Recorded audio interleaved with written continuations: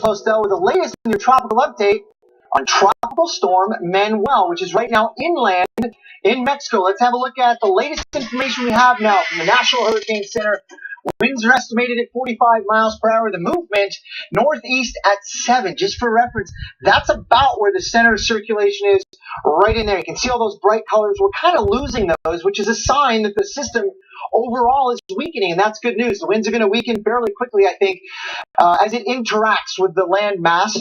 But what will happen is this is going to unload a tremendous amount of rainfall over the next couple of days.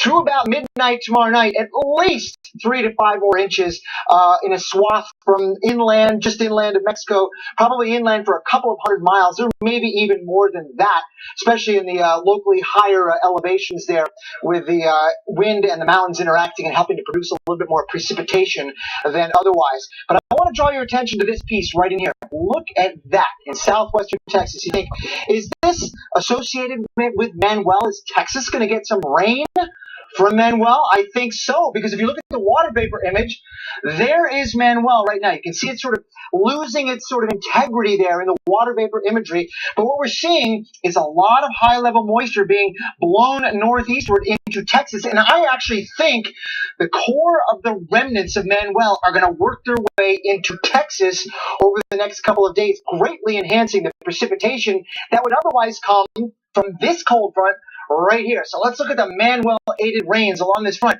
Let's start it off this evening, 6 o'clock. There's Manuel, and there's the front. Guess what? These guys are coming together like that, and they're going to join forces over Texas and produce a lot of rain, at least 3 to 5 inches in a swath from western Texas all the way through the eastern part of the state before the front clears the Gulf Coast by Sunday evening. So here are the rainfall totals that we expect.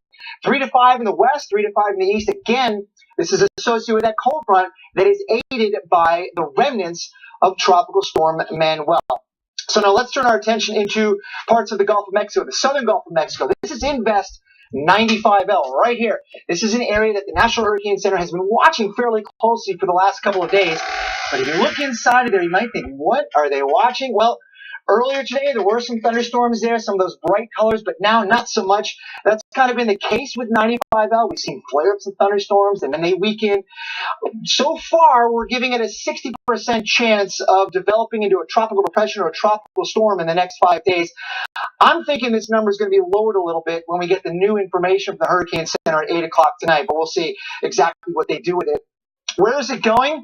Not very much any place. In fact, it's likely going to hang out here in the southern Bay of Campeche for the next few days, at least through the weekend, and not likely directly impact the northern Gulf Coast. That's good news there. Now, let's turn our attention to the western Pacific. Super Typhoon Usagi, right here, about 400 miles to the southeast of the southern tip of Taiwan, right here. This is a spectacular tropical cyclone. This is the equivalent of a Category 5 hurricane with winds estimated 160 miles an hour. It very well may get close to the southern tip of Taiwan at very strong intensity there, and then perhaps even into Hong Kong. So pay attention to this west coast system. This is a potentially devastating setup. Guys, back to you.